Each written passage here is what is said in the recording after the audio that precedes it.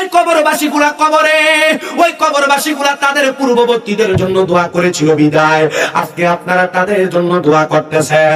আর আপনারা যারা জান্নাতের বাগান মাহফিলে বসে গেলেন, আপনারা যদি আপনাদের বংশের মানুষের জন্য দোয়া করেন, আল্লাহ তারা আপনাদের জন্য দোয়া করার জন্য আপনাদের পরবর্তী জেনারেশনকে রেডি করে রাখবে। ও মুসলমান, এবার আপনি দোয়ার বিষয় একটু শোনার চেষ্টা করেন। আল্লাহর হাবিব সাল্লাল্লাহু আলাইহি ওয়াসাল্লাম নবী আমার বলে, ইদা সাল্লাইতুম আলাল মাইয়িতি ফাখলিসু লাহু দুআ। এ দুনিয়ার মানুষ, ইদা যখন সাল্লাইতুম তোমরা নামাজ আদায় করো আলাল মাইয়িতি মৃত ব্যক্তির জন্য, ফাখলিসু লাহু দুআ অতঃপর তোমরা তার জন্য দোয়া করো। মৃত ব্যক্তির জন্য জানাজার নামাজ পড়ার পর দোয়া করার কথা আল্লাহর নবী শিখিয়ে দেয়। এবার নবীজির দরবারে বনু কুরাইজা গোত্রের একজন লোক আগমন করলো, বনু সালমা গোত্রের একজন লোক আগমন করলো। আয়েশা প্রশ্ন করি, ইয়া রাসূলুল্লাহ, নবীজি হাল বাকিয়া মিন বিররি আবওয়াইয়া শাইউন আবার রুহুমা বিহি বাদা মাউতিমা। ও নবী, আপনি আমাদেরকে জানায়া দেন গো নবী, জানায়া দেন আমাদের মা বাবা মারা গেছে, আমরা আমাদের মা বাবার ইন্তেকালের পর আমরা মা বাবার জন্য কি করতে পারি? আমাদের বংশের মানুষ যারা, আত্মীয় স্বজন যারা, গোষ্ঠীর মানুষ যারা তারা ইন্তেকাল করেছে, নবীজি আমরা তাদের জন্য কি করব আপনি বলেন না? নবী আমার বলে, হ্যাঁ শোনো শোনো, বলুন সালমা গোত্রের মানুষ শোনো, তোমাদের মৃত ব্যক্তি যারা কবরে তোমরা তাদের জন্য কি করবা? নবী শিখিয়ে দেয়, এক নাম্বার আসসালাতু আলাইহিমা, তোমরা তোমাদের মৃত ব্যক্তির জন্য দোয়া করবা। কি করবা?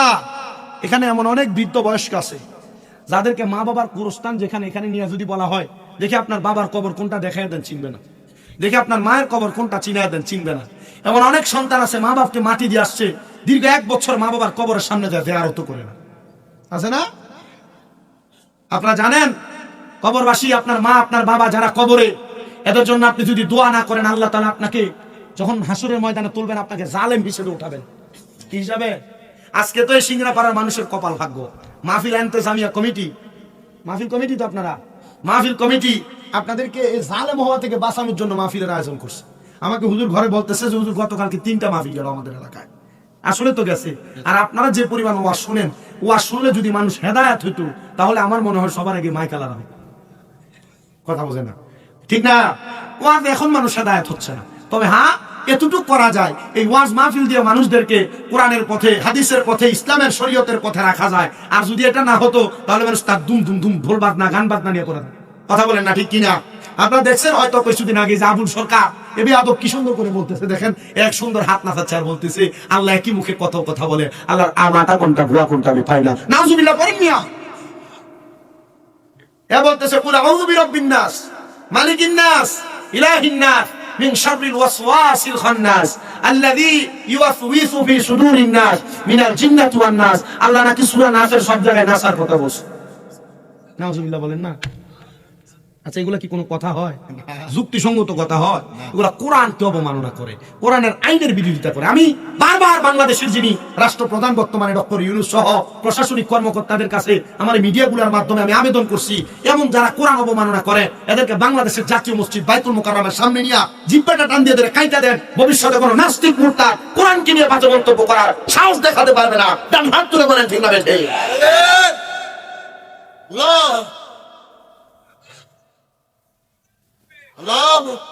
এরা এক এক সময় এক এক কথা বলে। এদের মমতাজ এটা কি সুন্দর করে সংসদে দাঁড়ায় বলে বুখারী মুসলিম সিয়াসিত্তার 6 কিতাব পড়ছে। সিয়াসিত্তার 6 কিতাব পড়তে বেশি কিছু লাগবে না। মিনহাজকে যদি দাঁড় করে দিয়ে বলা হয় তুমি একটু বলো তো এই সিয়াসিত্তার কিতাবের প্রথম পৃষ্ঠাটা, যে প্রথম যে কভার পেজটা আছে, কভার পেজটা পড়ে দেওয়ার জন্য পারবে? কথা বলেন, পারবে মমতাজে? সিয়াসিত্তার যে কিতাব, এই কিতাবের মূল প্রথম পাঠের পৃষ্ঠাটা পড়ে দিতে পারে না। সিয়াসিত্তার সব কি হাদিস পড়ছে, সিটা বা ফারসোনার বাংলাদেশটা মরে গেছে।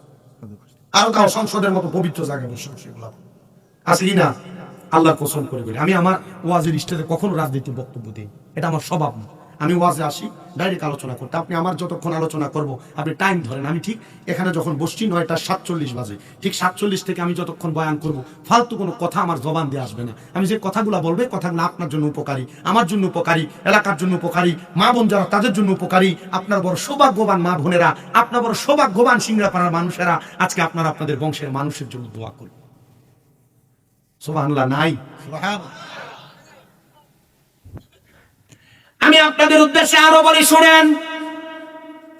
ওই ব্যক্তি বলে, ইয়া রাসূলুল্লাহ নবী, আপনি বললেন 1 নাম্বার আসসালাতু আলাইহিমা, মা বাবার জন্য দোয়া করা এটা আত্মীয় স্বজনের দায়িত্ব। আর কি কি দায়িত্ব আছে?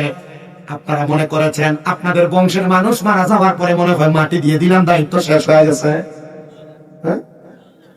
নবী বলে 2 নাম্বার ওয়াল ইস্তিগফারু লাহুমা। এই যে আপনাদের এলাকায় মানুষ মারা যাওয়ার পর কোরআন খতম খানি হয় কি হয় না? আমাদের এলাকার পার্শ্ববর্তী এলাকায় যেখানে মাদ্রাসার বেশি বেশি ছাত্র আছে সেখানে বুখারী খতম হয়। দুরূদ শরীফের 30 পারার একটা কিতাব আছে যেটার নাম মজমুয়ে সালাওয়াতে রাসূল, ওই কিতাবের তেলাওয়াত হয়। এগুলা করে করে দোয়া করা হয়। আল্লাহ, এই হালের মানুষ, বংশের মানুষ যারা কবরে আজকে কোরআন খানির রসিলায়, আল্লাহ আপনি পুরা কবরবাসী গুলাকে আপনি মাফ করে দেন। ক্ষমা প্রার্থনা করব, আল্লাহ আপনি এলাকার কবরবাসী গুলাকে মাফ করে দেন, গোরবাসী গুলাকে আপনি মাফ করে দেন। আল্লাহর নবী বলে এই ক্ষমা প্রার্থনা করা এটা ইসলামের সৌন্দর্য। নবীজি আর কি কাজ আপনি আমাদেরকে বলেন না? নবী আমার বলে 3 নাম্বার ওয়া ইনফাজু আহাদিহিমা, মা বাবার ওয়াদা গুলা তোমরা পূরণ করবা, মৃত ব্যক্তির ওয়াদা পূরণ করবা।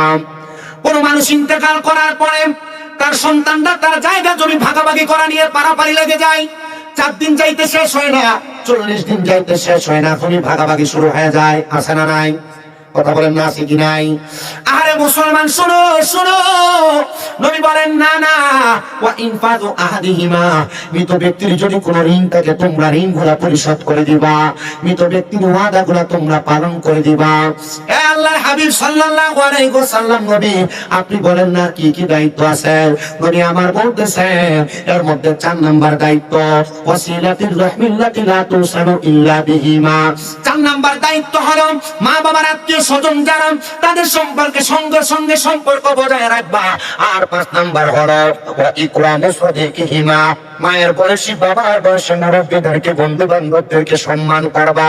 যদি তুমি এদেরকে সম্মান করো, তাজিম করো, তাহলে আমার আল্লাহ তাআলা তোমার মা, তোমার বাবা, তোমার বংশের মানুষের কবরের আযাব মাফ করে দিবে। সিংড়াপাড়ার কবরস্থানে যে মানুষগুলো শুয়ে আছে তারা আমাদের মতো বুক ফুলে ফুলে চলতো, কিন্তু তারা এখন কবরের বাসিন্দা। যখন তারা নিথর দেয় কবরের বাসিন্দা হওয়ার জন্য সাকরাতুল মউতের বিছানায় শুয়েছিল, আপনার যখন তাদের রূহগুলা কবজ করতেছিল, তখন আমার আল্লাহ তাআলা আল্লাহর হাবিব মুহাম্মদুর রাসূলুল্লাহর কাছে কোরআনের আয়াত নাযিল করে দিলেন। তিনি বলেন, ওয়ালা তাকুনু কাল্লাযীনা নাসাল্লাহা ফাআনসাহুম আনফুসাহুম উলাইকা হুমুল ফাসিকুন। জবান করে উচ্চ কণ্ঠে জোরে জোরে পড়েন আল্লাহু আকবার। আল্লাহ বলেন, ওয়ালা তাকুনু, তোমরা তাদের মতো হও না। এখানে তারা বলতে কাদের উদ্দেশ্য করা হয়? আমাদের পূর্বে আমাদের বাবা, আমাদের দাদা, আমাদের বড় বাবা, আমাদের পূর্বপুরুষ যারা আমাদের থেকে চলে গেল। আল্লাহ বলে কাল্লাযীনা যারা নাসাল্লাহ, নিজের কথা ভুলে গেছে, ফাআনসাহুম আনফুসাহুম, আমি আল্লাহ তাদেরকে ভুলে রাখছি। উলাইকা হুমুল ফাসিকুন, আর যারা নিজের কথা নিজেই ভুলে গেছে, নিজের ভালোর কথা ভুলে গেছে, এরা আর কেউ না, এরা হলো ফাসিক, এরা হলো ফাসিক। হুজুর ফাসিক কারা? মনে কেউ কষ্ট নেবেন না। আপনারা যারা এখানে বসে আছেন, আপনারা হয়তো কেউ এশারের নামাজ পড়েছেন, কেউ পড়েন নাই, কেউ 5 ওয়াক্ত নামাজ পড়েছেন, কেউ পড়েন নাই। তবে আজকে থেকে ওয়াদা নিবেন, হয়তো এখান থেকে যাওয়ার পর আপনি পড়বেন। মনে রাখবেন, বেশি বেশি যারা নামাজ ছেড়ে দেয় তারা ফাসিক হয়ে যায়। এই জন্য ফাসিক হওয়া যাবে না, যাবে না, যাবে না। বেশি বেশি যারা দাড়ির মধ্যে কুল লাগা লাগা টানে, এরাও ফাসিক হয়ে যায়, ফাসিক হয়ে যায়। মুসলমান আপনি কত সুন্দর মনে করতেছেন, আমার বউ বলেছে আমি যেন দাড়িগুলো না কাটি ফেলি, দাড়িগুলো না কাটলে নাকি দাড়ির জন্য বড় কষ্ট হয়। মনে রাখবেন, না না না মুসলমান, আপনার বউ আপনার ভালো চায় না, তবে ইসলাম সম্পর্কে জানে না। এই দাড়িগুলো বংশের দ্বারা করেন, দাড়িগুলো কেটে কেটে যারা ফেলেন, লজ্জা নিবেন না। দাড়ি কাটার কারণে মানুষ ফাসিক হয়ে যায়।